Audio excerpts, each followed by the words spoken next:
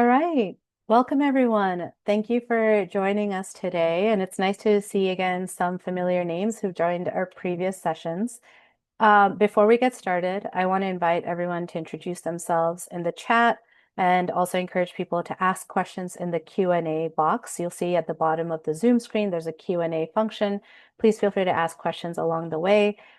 We'll have a quick panel at the end of this, at the end of the presentations if time allows it. But otherwise, our presenters will try to answer the questions throughout the webinar. So please do add your questions there. But first, let's start with a quick warm-up question or two. Lynn, would you mind launching the first poll? Okay. So for those who have joined us on time, you get to answer some questions for us. Have you ever received a heat warning in your community? And if you have, where has it come from? Okay, great. People are really active today. I'm very excited by this. Okay, I think So we we'll have about, let's see, we're almost at half participation. Okay, we've reached half. Do you want to end here? Yeah, sounds good. Let's do that. So this is fantastic and really interesting results. So great to see that actually 52% of people have actually said yes, they have received heat warnings through official government channels, which includes text, TV, or radio. 33% have said yes through informal channels like social media, community groups, word of mouth. 21% have not received any, and then 8% not sure. Wow. The 20%, 21% who haven't received a heat warning, if you guys want to put in the chat, if you haven't received a heat warning, where do you live? I'm curious. Maybe you're not affected by heat yet, or is it that the system isn't there yet to issue a heat warning? Will, actually, I'd like to call you in for this. What does a heat warning look like in the UK? How do you recognize one? Well, I'll be answering that shortly, Swathi. So Okay, I don't want to. Okay, I don't stay want to spoil the tuned. surprise. Okay, I don't want to spoil the surprise in that case. In that case, Lynn, let's go to the question number 2. Question 2, which is temperature forecasts also tell you what the temperature feels like. So what additional information is in this estimate using, like, for example, to get to that temperature data? Wind speed, humidity, metabolism, body weight. Yeah, and just to note that you can actually choose multiple answers. So you can choose 1, 2, 3, or all 4 answers if you want to. Okay.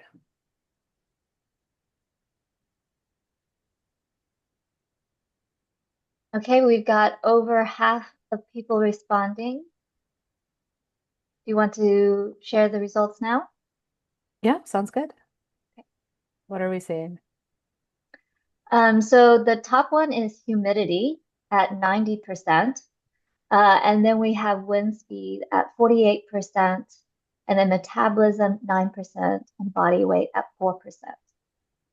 All right. So I think people in this webinar are pretty knowledgeable. You guys are coming with a strong basis of information. Sarath, can you tell us what is correct and if this is the case everywhere? Yes, I think it's along with temperature, we also have an element of humidity as well as wind speed, because when there is high humidity, you feel the temperature you experience to be a significantly higher. And when it is combined with wind speed, it varies. Like when the temperature is at high and when you have a higher wind speed, you feel a little bit lesser temperature compared to what it is outdoors. So it's a mix of both humidity as well as wind speed, along with the temperature. Excellent.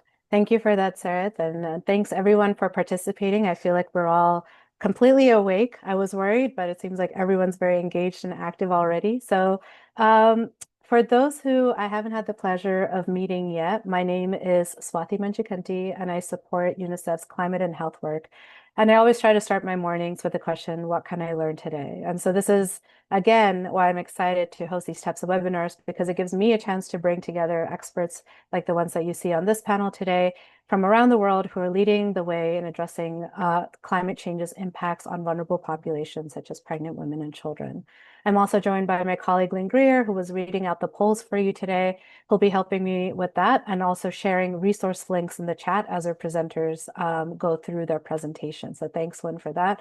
And today's webinar is supported by UNICEF, the Children's Environmental Health Collaborative, and the Global Heat Health Information Network. Before we jump into the presentations that you guys are all here for today, I do want to lay a little bit of basis foundation for why we're doing these webinars. So UNICEF developed a Beat the Heat framework with the support of global experts as a guidance for frontline workers and health professionals seeking to communicate the risks and treat heat-related illnesses effectively. So this includes disseminating messages that help both the general population as well as caregivers and pregnant women be aware of what causes heat stress and enable them to protect themselves. We also created a quick chart that helps people to know how easily to identify symptoms of various heat-related illnesses unique to pregnant women and children. We've also created a step-by-step process for issuing first aid for community workers or others who see people who are experiencing heat-related illness symptoms. And so this is to help them know how to act immediately to first cool the body and then help specifically the pregnant woman or child hydrate and recover. And then finally, if the symptoms are severe, we want them to be taken to a healthcare facility immediately, where then the medical professionals ideally are equipped with the resources they need to diagnose and treat heat-related illnesses effectively. You can find all of this information in our technical note, which will be linked in the short chat shortly. And you'll also be able to find these slides on the event page itself so that you can check out other resources. However, for all of this information to be used effectively and in a timely way, we need first a multi-sectoral response plan that supports establishing an early warning system for heat and integrating its use across all relevant sectors, such as health. So that's the orange box at the very, very bottom. That's the foundation of all the health-related work that follows. So today we'll be talking a little bit about what these heat health early warning systems look like and how they're being used. We'll first hear from Dr. Will Lang on heat health early warning systems, where he'll be setting the scene, going over what is an early warning system so that we understand what's coming up next. We'll then hear from Sarath Chandra, who helped lead a global review of heat health warning systems and what's working and the way forward. And then we'll hear from Dr. Codou and Dr. Ousmane Ndiaye as they share their case study of what they did in Senegal that has been working for them and the country.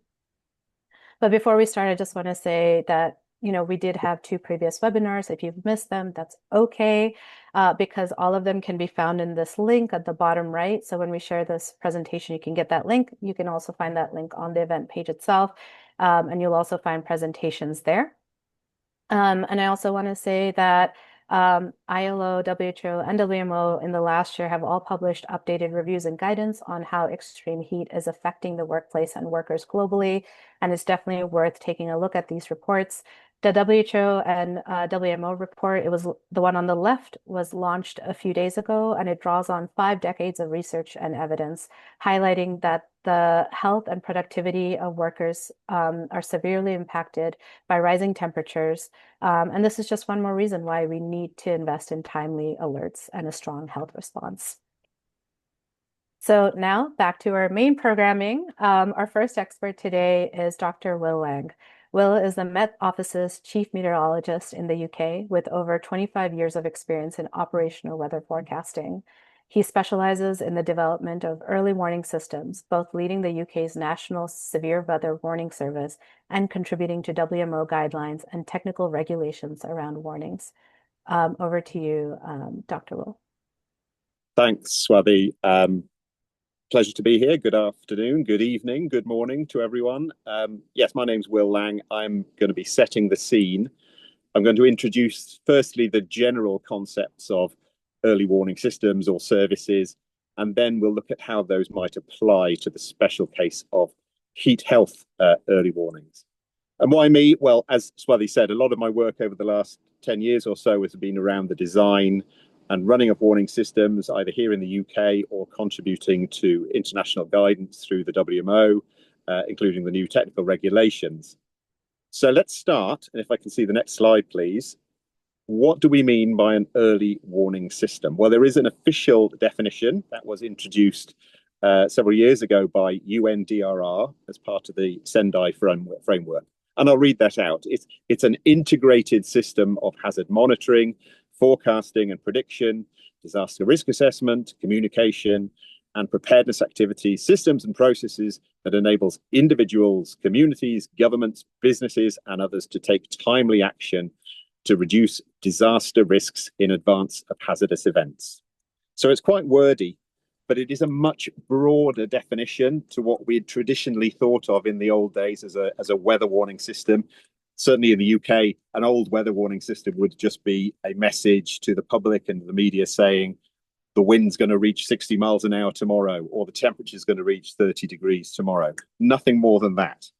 Now, this definition is much broader. It encompasses other facets as well: disaster risk knowledge, a whole effective observation to forecasting chain, the all-important communications aspects, and then the real so what, which is the preparedness and response. What should people, what should organizations, what should government departments, responders do when they receive a warning? Next slide, please.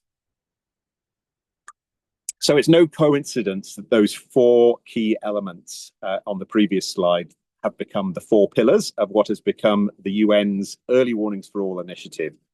And that aims for everyone to have access to early warning systems they need in the next few years. Alongside this initiative, there already was, and there is a wealth of existing guidance and practical advice to help achieve this goal. So I'm just showing two examples on the screen there on the right. The first one is one of the volumes of the WMO guidance for impact-based forecasting. And on the bottom right there is a book that was produced by the WMO High Weather Project around the concept of what is the perfect warning. So we'll put the links in the chat, and if you want to know more about how warnings work in general, then please go to see those. Next slide, please. And in all of those documents and books, there's a wealth of practical information, conceptual models, case studies, and tools. And we could talk about it all day. We could talk about the Valley of Death conceptual model showing the need to bridge the gaps in the warnings value chain. But I'm not going to. In the interest of time, I'll pull out a few key aspects that I think an early warning system in general needs to have. First and foremost, it really needs to be designed with the users in mind. So the public, the emergency responders, healthcare professionals, the media, all of those are considered as users and customers, and we need to co-develop and tailor the system to their needs. Understanding the risk, that's all about the evidence base, really. What science do we have? What do we know about what kind of weather causes what kind of impacts? And then who's going to be affected by it? Accurate and relevant forecasts, that's a big deal, right? So you need accurate, good weather forecasts, but they also need to be relevant weather forecasts. They need to be telling you what you need to know to be able to identify those impactful situations. I can't talk enough about partnership and integration. Are we joining together across disciplines? You know, whether with flood forecasting, whether with healthcare professionals, to make sure that everyone, all of the experts have agreed on how the system should work and are using the best evidence. And also that we're joined up with civil protection, with disaster management agencies, with the media, so that it is fully an integrated system. And then it must be impact-based, it must be action-based, it must be so what, it must have benefit. So at the end of the day, a warning system is nothing if it is not achieving some kind of response and a positive change of behaviours or positive action, be that in the public or anyone else who of the actors involved in this. And that's all based around effective communication. So that's why social science is such a huge aspect, alongside the meteorology, alongside all of the other science involved these days. Next slide, please. So that's talking about warning systems in general. And hopefully that immediately makes you think about what it means for a heat health warning system. I think a key thing is, how does it affect your population?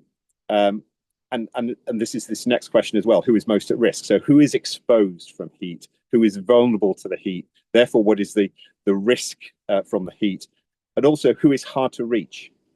Are there certain elements of your population that are more difficult to send warnings to, or more difficult to trigger the right actions from as well? Again, are your weather forecasts relevant? Do they identify the particular factors involved in the impact for heat? So we've talked about, it's not just about the absolute daytime temperatures. There's nighttime temperatures, there's humidity, wind speed, lots of other meteorological factors, but also the temporal and spatial profile of the heat and how adapted we are as a society or as individuals or groups within that society as well. And have we tailored the warnings to be able to reach those particular groups? How are we getting the most bang for our buck from our warning systems? Are the people who need to act most of all getting the information? Are they understanding that? And are they taking the action to mitigate that risk? When we are working with our government partners or across other partners such as NGOs, for example, have we fully integrated this warning service with existing public health campaigns, adaptation strategies, etc.? Does it all fit in seamlessly with that? And then lastly, climate change is affecting us all, particularly in terms of heat risk. So are we anticipating those future trends and changing risks? And is the system future-proofed to deal with those changes in heat in the future? So on the next slide, the final slide, really I'm just going to spend 30 seconds showing how this works in the UK. And now in the UK, we're obviously not renowned for our hot weather, but it does get hot enough to be a problem and with increasing frequency too. So temperatures of 25 to 30 degrees in the UK are fairly common in summer. And for most people, that kind of weather is good. Good news, get out there, enjoy it. We don't get as much fine weather as some other areas. However, the statistics, the mortality statistics, the other hospital admission statistics show us that we have significant mortality and significant impact in vulnerable groups, even at relatively low temperatures. So that's especially to the old, pre-existing health conditions, pregnant, very young, etc. Then when temperatures get into the 30s, then it becomes a problem for everyone, particularly the mid-30s, which is becoming more frequent in the UK. That is much less frequent, but we are seeing it more and more in summer. This summer, for example, we've seen several heat waves in the UK. Now, this is the kind of situation where we want everyone to understand, everyone to take action. We are not adapted as a population to mid-30s, high 30s temperature events. We're not adapted to tropical nights, for example, as well. And we're seeing more of those. So we need to have something which targets everyone and has mass behavior change. And you can see how this immediately informs the way that we've designed the warning and alerting service for heat in the UK. And it is co-designed very much between the Met Office and the Public Health Agency, which is called the UK Health and Security Agency. It is based firmly on the statistics gathered by UKHSA, marrying that up with temperature data. And we have a system which has been proven to work well over the last few years. We had a major heat wave in 2022, and we are pretty certain that the combined effects of the warning and alerting service, it's a two-tiered service, really did reduce mortality and other health effects. So the way it works is that the UKHSA alerting service, which is distinct from the Met Office warnings, is very much focused on healthcare professionals, health and social care, vulnerable groups. So they will get a message, they will get actions to take, even when the temperatures are relatively low, 25 to 30, when the general public does not need to take action. Then when we start to see much higher temperatures and we want everyone to take action, that's where we can use our big stick of the Met Office warnings as well, in combination with and closely coordinated with the UKHSA alerts. So we have two different warning services which coexist, and they are both embedded within our government response protocols for taking action and communication. And that's proven to work pretty well. That's just one way of doing it, though. So a wealth of guidance is out there, but think about how you can tailor your own service across organizations, across partnerships, to make heat health warnings work for you. Back to you, Swathi. Thank you so much, Will, for setting the scene for us and also sharing really good questions of what heat health warning system should consider, because that leads so beautifully into what our next expert is going to present on. So now to better understand, now that we understand the main characteristics, we'll invite Mr. Sai Venkata Sarath Chandra to take us through the global status quo on the presence and use of these systems that Will just spoke about. Sarath Chandra is an early career researcher and a PhD scholar at Griffith University in Australia and hails from Andhra Pradesh, India, which is where I also hail from. He comes from an interdisciplinary background cutting through technology, social sciences, policy, and climate sciences. His research focuses on extreme heat and improving healthcare systems, strengthening heat wave definitions, heat health warning systems, and heat health action plans. Over to you, Sarah, to take us forward. Yeah. Good morning, good evening, everyone. My name is Sarath Chandra. Today, I'll be presenting about a global review of heat health warning systems, what's working and the way forward. Next slide, Swathi. As an affiliate of Griffith University, firstly, I would like to acknowledge the traditional custodians of land and pay respects to all the Aboriginal people. Next slide.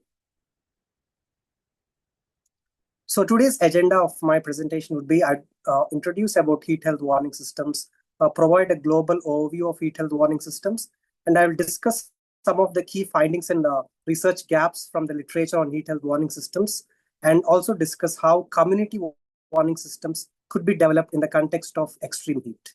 Next slide. What are heat health warning systems? Usually, heat health warning systems are critical tools for reducing heat-related mortality and morbidity. They alert populations about extreme heat and health impacts and also guide decision makers to take necessary action during an extreme heat condition. Next slide. These are the two popular kinds of heat health warning systems which are currently being operationalized across the world.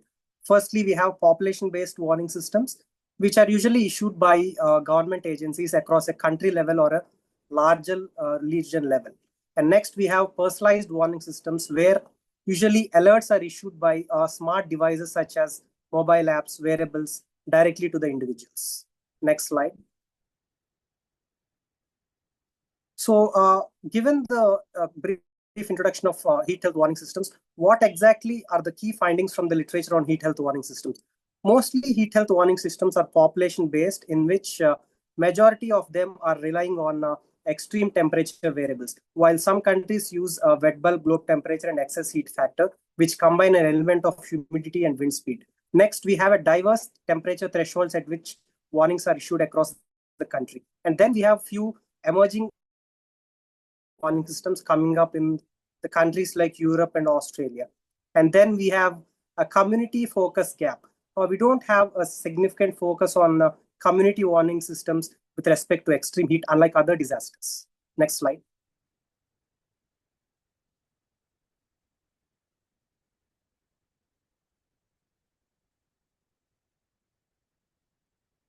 This is a global overview of what kinds of variables are used across the world for heat health warning systems.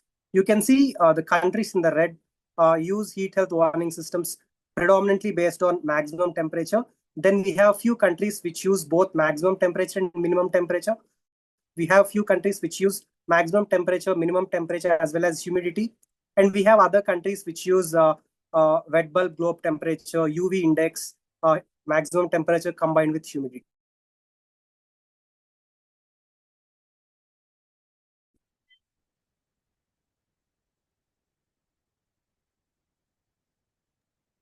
Sorry, it cut off. Should I move to the next slide?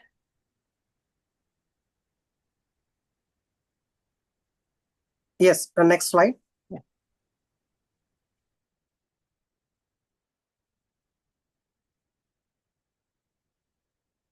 This is a regional variation of how maximum temperature thresholds are used.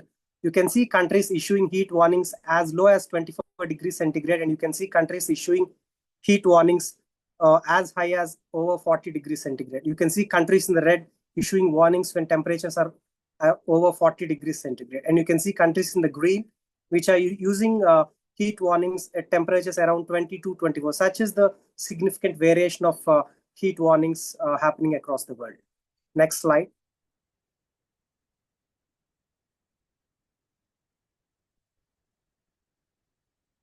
Given this introduction about heat health warning systems and global overview, what are the significant research gaps in the context of heat health warning systems? Mostly heat health warning systems are targeted towards reducing mortality, and there is a significant gap when we try to understand how heat health warning systems address morbidity.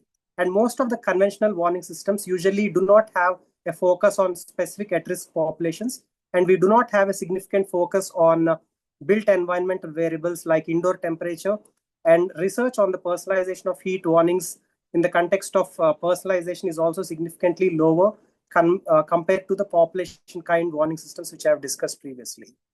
Next slide.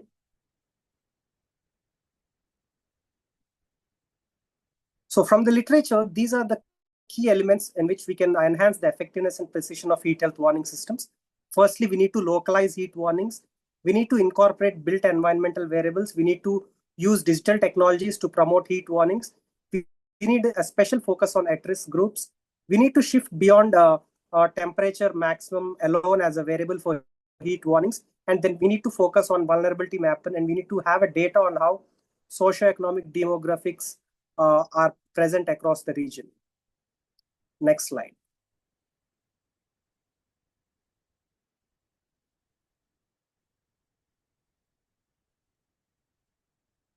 Next slide, please.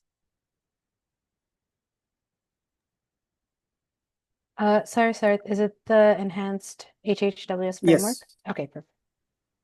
Hello. Do you see it?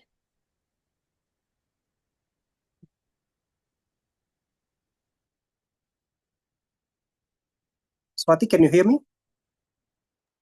I can. I don't know if there's a network connectivity issue. It's showing that slide.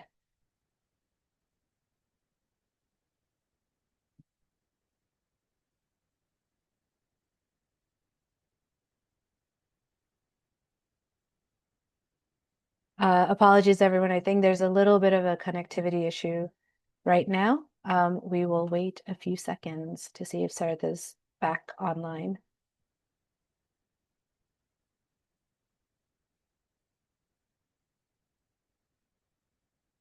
All right, Dr. Sarath has unfortunately been disconnected, but not to worry. What we can do is return to his presentation after we do the next poll. So what I'm going to do is I'm going to skip over to the poll.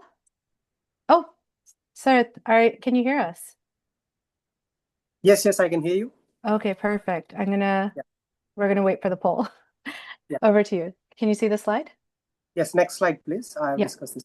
So from all the literature, this is an enhanced heat health warning system schematic based on all the literature we have discussed. You can see the box in the violet are what we propose to enhance heat health warning systems, and the boxes in the black are already which has been proposed by the WHO and WMO.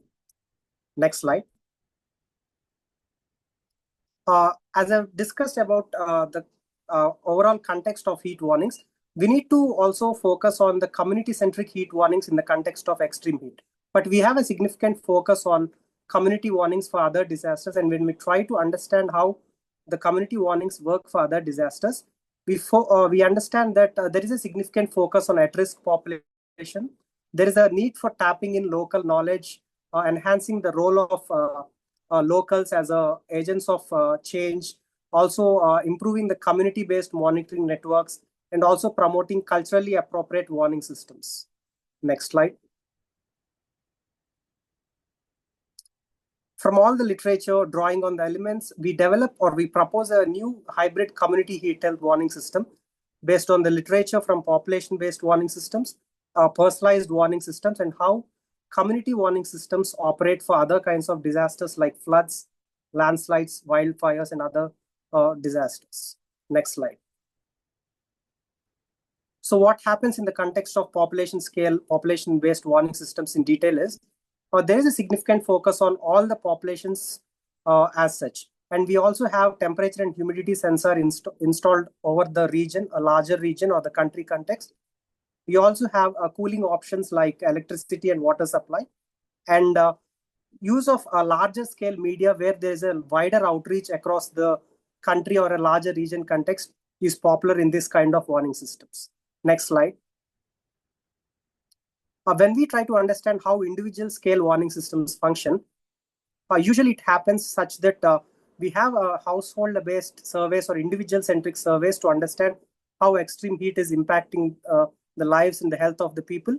And based on that data, we customize the outputs where we develop individuals' clothing, behavioral characters, and work environment into consideration when we try to design such kind of warning systems. And we also have individual-centric suggestions such as hydration and work break recommendations. And usually in these kinds of warning systems, the warning information is usually disseminated through mobile apps, tablets, and wearables, which are at the close proximity or the close interface of an individual. Next slide. And what happens in the community warning systems for other kinds of disasters? As I've said, community warning systems in the context of extreme heat is a significant research gap, and we try to understand how warning systems operate in the kinds of other disasters. So usually in the other case of other disasters, we have a role of locals as a significant factor in developing community warning systems. We usually use the community-centric popular channels of communication to disseminate information, such as community notice boards, signs, paper flyers, etc. And we try to tap in the community resources as such. Next slide.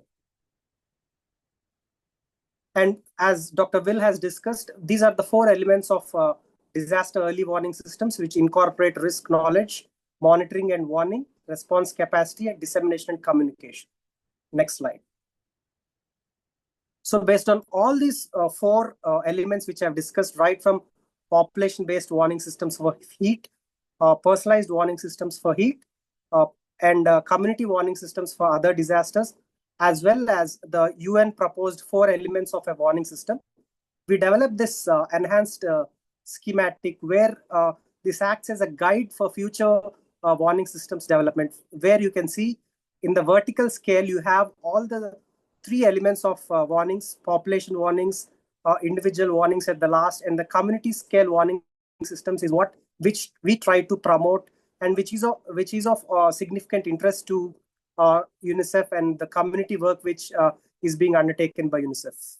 So you can see we also have 4 elements on the horizontal level, like risk knowledge and awareness, observation, monitoring, detection, preparedness and response capacity, alert and warning mechanisms. So this schematic, which is under preparation as a research perspective, is trying to provide a blueprint for the future where we can develop 3 kinds of warning systems, and we try to address the research gap in the context of community warning systems for extreme heat. So the key element here is the boxes in the green, which try to promote or try to provide a guide for the community-centric extreme warning systems.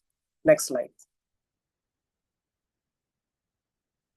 So thank you for all the support. These are some of the recent publications which I have used for this presentation. Next slide. Thank you, UNICEF and GHIN, for the opportunity. Thank you, Professor Jason and Professor Shannon. And thank you all my friends and family for this support. Thank you so much for your time and patience. Everyone, thank you. Thank you so much, Sarath, for that excellent run through. It was a lot of information and a lot of important information. So right now, Lynn will be pasting the links to those papers in the chat so that you can have a deeper look after this webinar, because there's a lot of great content in there that you should definitely revisit. So thank you again, Sarath, for the excellent overview. And I definitely have a question about all the different indices that everybody's using, and maybe we'll save that for the Q&A afterwards. So now let's take a little break. And so I did promise another poll. And so we're now going to do the next poll here. And so Lynn has launched it. Lynn, would you like to go through it?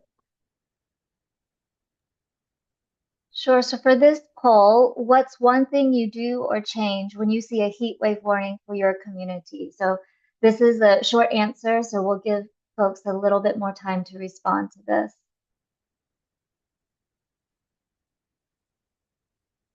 but we almost have 200 attendees, so I'm hoping for some really interesting responses. Me too. I'm very excited. This is crowdsourcing at its best. Um, Basically, yeah, we want to know, when you see that warning, how do you react? Okay, you see that there's a heat wave happening right now. Do your behaviors change? Do you call someone?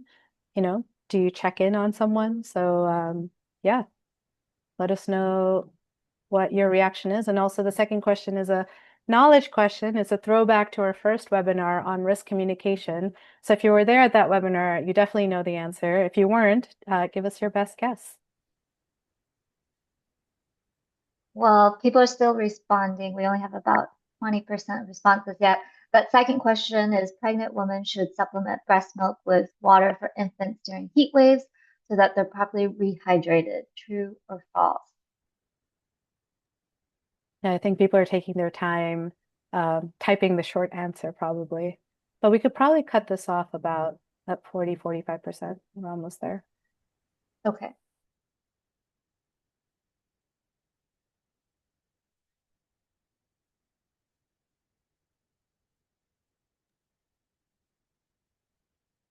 It looks like responses are slowing down. Okay. I'm going to go ahead and end here. Mhm.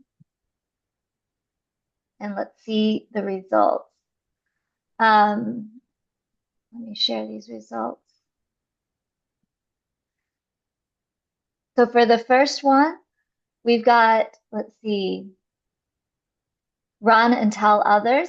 This is true. Good. Share the heat wave warning, notifying my family and friends, staying hydrated, drinking water. That comes through a lot. There is staying indoors, using air conditioning, and avoiding outside. And then there's some on, let's see here, reaching out specifically to people they know are more likely to be vulnerable to heat waves. So I think that was an interesting and very specific one from a few colleagues. And then for the second question, we've got 63% saying false. Great. Thank you, Lynn. Okay, so quick reflection on the second one. Yes, it is false. So research has shown that you do not need to supplement breast milk with water during heat waves. We just need to continue encouraging mothers to feed their children breast milk according to WHO guidelines that exist.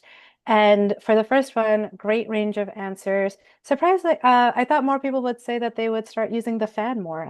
There's latest guidance on how and when to use fans to help feel cooler so that you don't have to depend on the AC alone because fans have a lower energy cost. And so we could share that in our email next week to everyone with the latest resources on fan use as well. But thanks everyone for responding.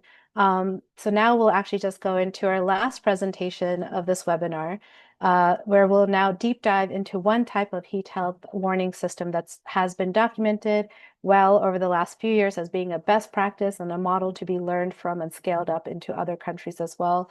Our experts, Dr. Ousmane Ndiaye and Dr. Codou Badiane will be presenting the case study of Senegal's work. Dr. Ousmane Ndiaye is the Director General of the Center for Meteorological Application for Development, or ACMAD, and prior to that, he was leading the Senegalese Meteorological Department. He initiated a collaboration between the Public Health Department and the Senegalese Met Service, and since 2021 has issued bulletins on heat wave early warnings based on predicted heat index coupled with vulnerabilities on the ground that have been assessed. Dr. Ndiaye received his PhD at Columbia University in New York. He is a contributing author of the 6th IPCC report under Working Group 1, and he is currently a board member of the Global Heat Health Information Network. And that's where I met him. And so very glad to have him here. And we will also be joined by Dr. Codou Badiane. She is the Health and Environment focal point at the General Directorate of Health of the Ministry of Health and Social Action of Senegal.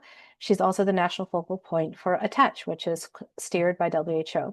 She coordinates the activities of the multi-sectoral working group on health, environment, and the analysis of the vulnerability of the health system and of the communities, and is also leading on the development of the Health National Plan for Adaptation. As a member of the health climate community, she participates on behalf of the Ministry of Health in the production and distribution of the heat wave early warning bulletins and works continuously on their improvement. She's received her master's degree in public health under the option of health and environment in 2006 from the Paris 5 University. Over to you, Dr. Ousmane and Dr. Mane. Thanks very much. Thank you, Swathi, and hi, everybody. I hope you hear me well. So thank you for these opportunities. We are now going to present a case of heat wave early warning. We'll present it as a stage and how it works in general, theoretically, and then Sarath goes through this excellent experience that he was presenting. Now we are going to a concrete example. Next slide. First of all, some publicity. Where is Senegal? I guess everybody knows their geography, right? Senegal actually is the westmost country in Africa. If you look at Africa, just look at the tips. In the west, facing America is Senegal there. And the capital is actually at the tips.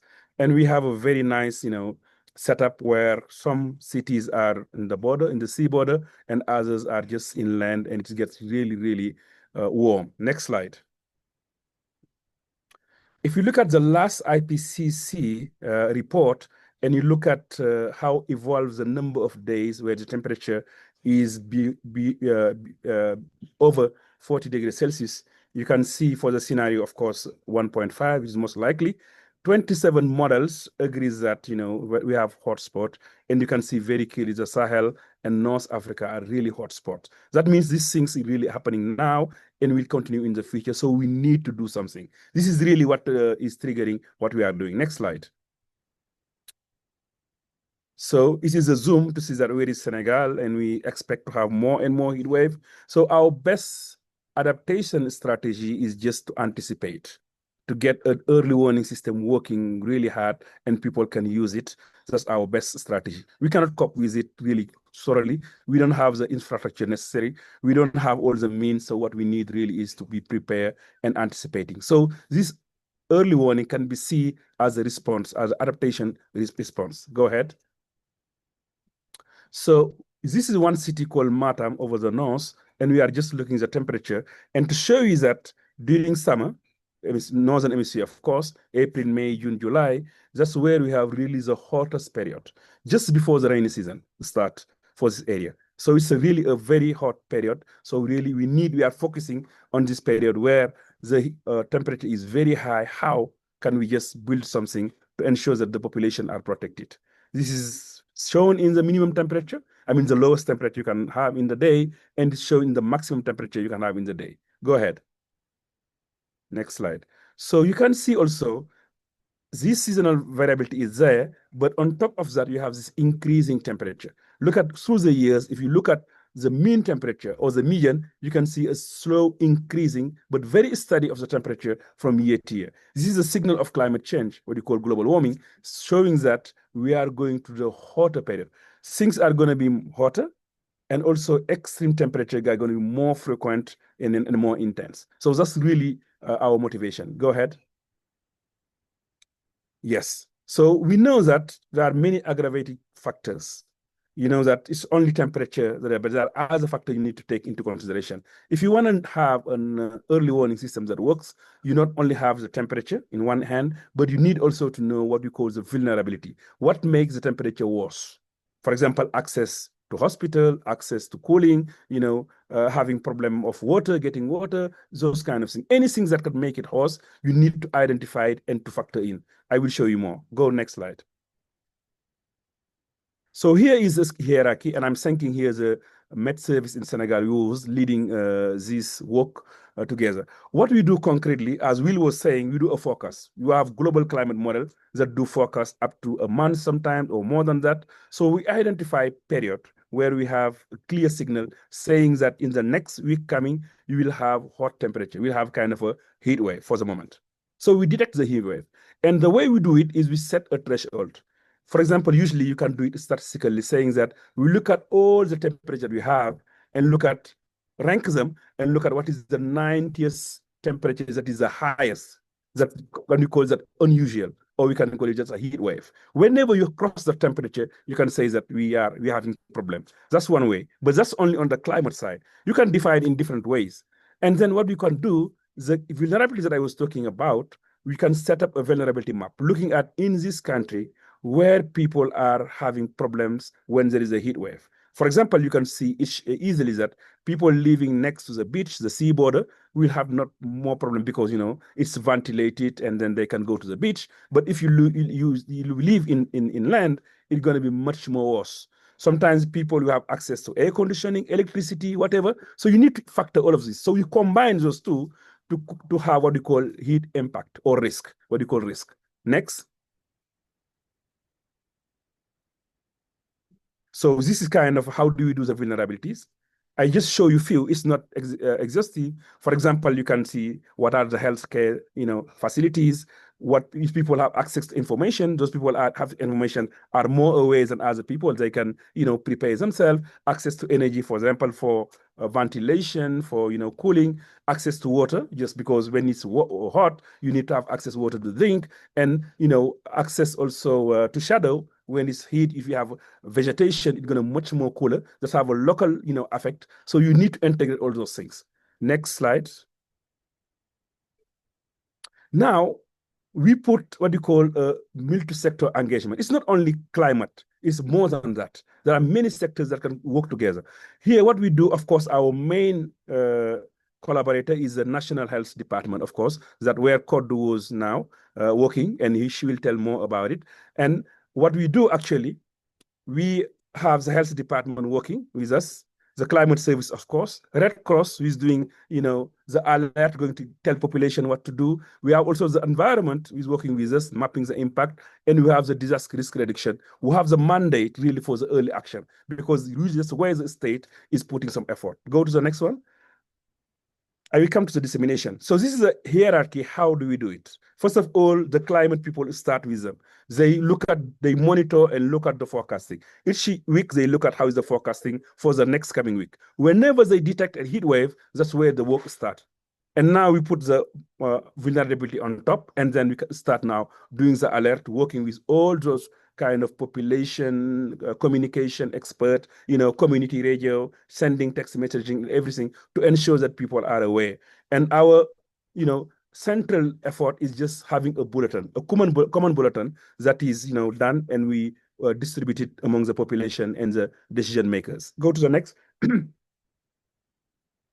So this is a health bulletin, climate and health, edited by the Met Service and by the health, department. You can see that, but others are contributing as well. You see at the first page, they tell you where is the heat is really, and you can see that in the label they tell clearly that all those color. What does it mean? Clearly, it means what in terms of temperature, in terms of comfort, and after that they issue some kind of message what to do, what are the action you need to take, and you can see on the middle.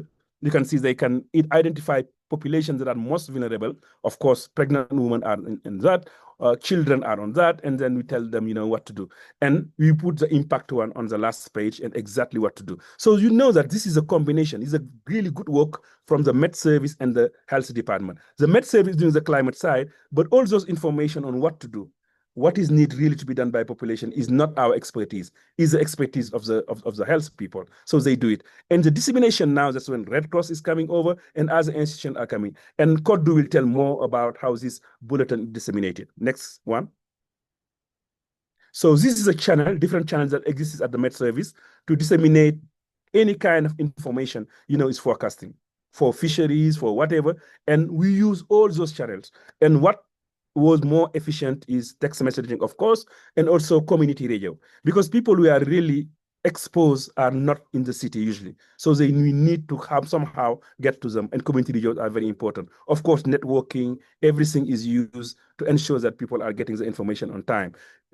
Disseminating information is another really good challenge for an early warning to work, to ensure that people are getting the information and can act upon it. Next, I think, next one. Yes, this is we're doing on the local level, discussing with population, what kind of activities they do, how the activities impacting them. And when we do a pilot on disseminating the heat wave, we come back to them and ask them what kind of things they are experiencing, what kind of actions they take. That feedback is very important to improve the system. Next. Yes, this was a campaign when we disseminate the climate information and go back and look at what's happening. Actually, small business were really close because it was very, very hot that day. And school is very difficult for kids, to learn during such environment. If you know how African schools are built, it's very, very difficult. And actually, when he was doing this early warning, true people just fainted in during that period due to those extreme heat, due to the class was crowded, and then they have to call firefighter. So there was a thing. So outdoors worker also was telling us, they were suffering, especially farmers. You know how farming is. You have to go out to go to the farm and start working, under the heat. Is very difficult. Soccer players also in Africa. It's very interesting during that period. That's where people are organizing many football game. Africa is part of Africa. People are really keen on soccer, so they are affecting because they play outdoor and it's very, very hot. So actually, we tell them to shift the time they play, so we ensure that they avoid it. Next slide. I think it's my last. And I will give to my colleague and my partner, Codou from the public health, really to tell us, her experience. Thanks very much. Thank you. Thank you so much, Dr. Ndiaye. Dr. Mane, and we just have about 5 minutes. Apologies, but it was all great information, and we can share this presentation with everyone after as well. So over to you, Dr. Mane. Thank you, Swathi. Thank you, Ousmane, for the good morning, good afternoon, everybody.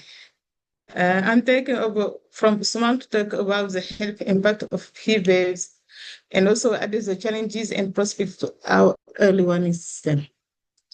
Extreme temperatures are associated with various health problems ranging from disorders such as heat-related illnesses, dehydration, stroke, respiratory disease, vector waterborne disease, to indirect impact on nutrition and mental well-being.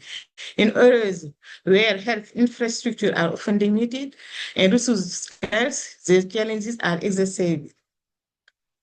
Women and children are the most vulnerable groups and are particularly affected by these extreme climatic conditions. Please note that, okay. Next, please. Okay, the effects of the extreme heat affect pregnant women, such as preterm births, complications during labor, congenital malformation, neonatal death. This effect is the mother is also affected by dehydration and exhaustion. Sorry. Sleep disturbance, stress and anxiety, and socioeconomic inequalities and climate change are aggravating factors. Next, please. Please note that heat stroke is not just a nuisance, it is a vital risk hit. Heat stress is a silent killer, leading cause of death related to extreme weather conditions. Fortunately, those effects are predictable and largely avoidable through specific multi-sectoral policies and intervention like early warning system. Next, please. This situation calls for action including an implementation of a global commitment at all levels to safeguard health from the adverse effect of extreme heat. The world needs heat strategies that mobilize governments, policymakers, and all stakeholders to act, prevent, and reduce the risk related to heat, to increase heat resistance, to manage extreme heat crisis, and to mitigate the worst impacts.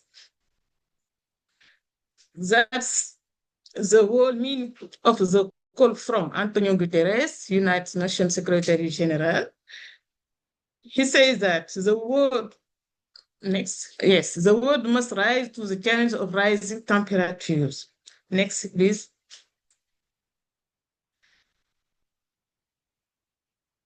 Our system, early warning system, To return to the bulletin presented by my colleague Ousmane, it's important to emphasize its limits and challenges. They have some limits that challenges to strengthen the logistical means for better accuracy of weather forecast and better consideration of the vulnerabilities level, to evaluate the impact of the bulletin on avoided diseases, to promote this research for robust scientific evidence between heat and health, strengthen the means of bulletin dissemination to cover all vulnerable areas and communities, also community engagement, to integrate the early warning system into the SNAP, to mobilize financing resources for the sustainability of early warning system and intersectoral collaboration. Next, please.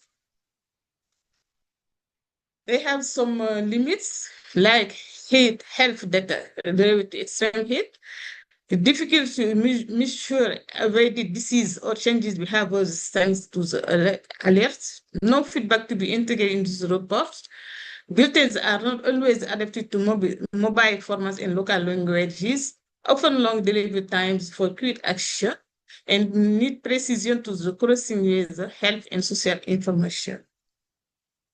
Next, please. However, many success factors should be noted. Multi-sectoral collaboration in climate health technical committee, capacity building for meteorologists to better understand the needs of health professionals in climate information, capacity building for health actors to the use of early warning, and capacity building of community actors on the prevention of health effect of extreme heat, dissemination of the alert and awareness of population, decision-making based on the alert, exams, changing of schedules in schools in some areas, sharing the experience of Senegal with other countries like Caribbean. Next, please. In perspective, we plan to develop research axis on climate trends to improve the building and set up a platform of managing scientific knowledge, strong awareness raising strategies, especially in high risk areas, strengthen the alert dissemination channels, raise awareness among healthcare providers in high risk areas about the importance of health data to document the health nexus, develop preparedness strategies for health facilities to help prevent and manage the impact of high temperature on the health of the most vulnerable people, and use the GHHIN climate data application platform to help identify causal relationships between climate factors and health data for a better tracking system, and extend the collaboration of other actors like universities, research institutes, education, civil society, etc. Next, please. In conclusion, anticipating the extreme is preserving life and refusing to let the heat decide for us. Earthward system heat is not a climate luxury, it's a human right protection. Extending the earthward system, adapting it to national context and consolidating it contributes to increasing the resilience of communities, especially the most vulnerable ones, in the face of the effect of extreme heat. Thank you for your kind attention. Thank you, Dr. Mani, for being so comprehensive and hitting all the highlights for challenges and successes and the ways forward. I think this ends our webinar on such a great note. I wish we could talk more about the GHIS2 Climate app. That was such a great reference, and maybe that'll be our next webinar. We do only have a couple of minutes left. If people are okay staying just for a couple of minutes. Lynn, if you're able to pin all the panelists, I do want to ask one or two questions from Q&A. And panelists, if you're able to answer other questions in the Q&A, please feel free to type it in. But one question that was asked, I think, by Kristen Kruger was basically, we know all the components that need to go into a heat health early warning system, but are there some that are a priority? Like what are like the top 2 or 3 things that definitely need to be there in every system? I'll open to anyone who wants to respond to that. And just a quick response, please. I'll come in, Swathi. This is going to sound funny, me being a meteorologist, but almost that's the detail of the meteorology is almost the last bit you need. It's that all important, and I said that in my talk, all important, communicating something that will achieve an action. So understanding who you're talking to, understanding what will trigger the action that they need to make and overcome any institutional, cultural barriers they might have to action. So it's more about that latter part of the value chain in achieving action to get the actual benefits. And anything helps, accurate forecast, for example, that goes into it, but it's all about action. Thank you so much. Thank you, Will. Another quick question is from Brian O'Donnell, and he is asking, are there examples of linking heat health early warning systems with community health information systems, or alternatively, electronic medical records? And are heat health early warning systems generally targeted using surveys when they are below population level? I don't know if Sarath, if you'd like to answer that. I see that Ousmane had to leave. Yes, I think a pre-survey before installation of warning system across a community is a prerequisite for a successful implementation of a warning system at a community context. So, as I've said in my presentation, usually we prefer to have pre-surveys as well as post-surveys after an extreme heat event. So that way we try to analyze how we can address extreme heat as a problem and how we can try to improve a warning system, how has been the response of people after initiation of a warning system, and how the community has taken necessary steps towards acting against extreme heat could be better analyzed when you have a survey prior to a warning installation at a community level or after the warning has been successfully installed. Thank you so much, Sarath. And last question for you, Dr. Mane and Dr. Ndiaye. How are health facilities being trained, or how are health facilities preparing to respond to heat health warning systems in Senegal? Maybe I leave it to Codou.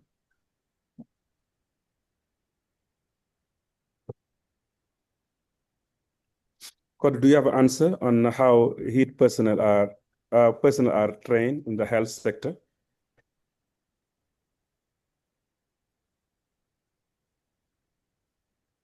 Okay. In the health sector, the capacity building is about how to use the information, climate information to take measures to prevent health effects, like to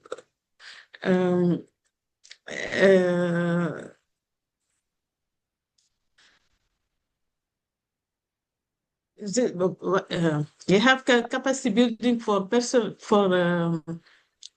prestataire, the health sector, and community actors. Community actors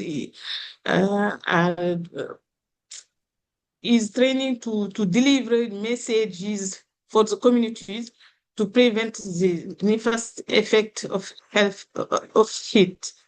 And Ousmane, tu peux répondre. Okay, what you say? The ways Sorry, that people my English is. That's fine. That's fine. I can Yes. say a few. So the ways that people are trained, they are special school, where they come from. And also they have training from time to time of capacity building that they get. That's how they train. And that's the national level. So they call everybody to come to the capital and get the training in those questions. Thank you so much, Dr. Ousmane. And Dr. Mane, please do not apologize for being so fluent in French and so proficient in English. I only know one language, so I'll always be humbled by your presentation. With that, I know we have over another 10 questions in the Q&A. As always, we run out of time, but This is the most questions that we've gotten from any webinar. So we will try to pose these questions to our panelists over email. I get their responses, and hopefully we can include them in the resources that we shared with everyone next week. Thank you all so much for joining us today and for sitting with us, for answering our polls and asking such excellent questions and engaging with our panelists. The more heat health early warning systems we have, the more lives we can protect and the more morbidities we can deter. So we hope that you can all take this forward, and we hope that one day we are presenting your work in one of these webinars. Thanks again for joining us. Stay safe and stay cool. Goodbye.